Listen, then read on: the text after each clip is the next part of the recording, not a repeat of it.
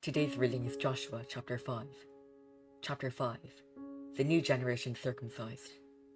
As soon as all the kings of the Amorites who were beyond the Jordan to the west, and all the kings of the Canaanites who were by the sea, heard that the Lord had dried up the rivers of the Jordan for the people of Israel until they had crossed over, their hearts melted, and there was no longer any spirit in them because of the people of Israel.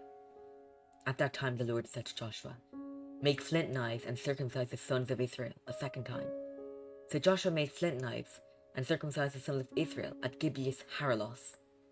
And this is the reason why Joshua circumcised them.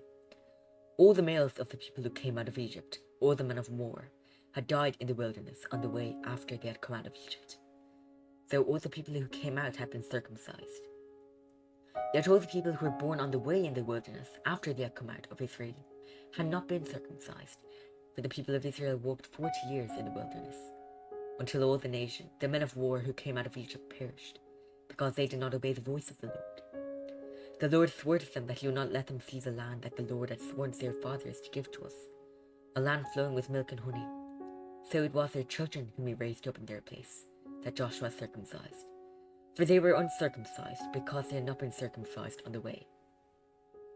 When the circumcising of the whole nation was finished, they remained in their places in the camp until they were healed.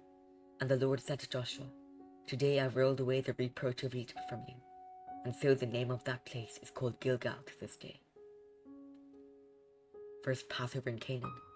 When the people of Israel were encamped at Gilgal, they kept the Passover on the 14th day of the month in the evening of the plains of Jericho. And the day after the Passover, on that very day, they ate the produce of the land, unleavened cakes and parched grain, and the manna ceased the day after they ate of the produce of the land.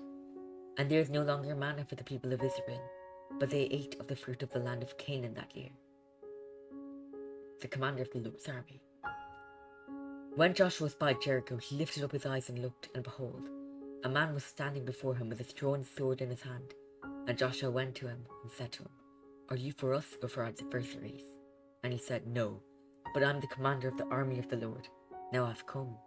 And Joshua fell on his face to the earth and worshipped and said to him, "What does my Lord say to his servant?"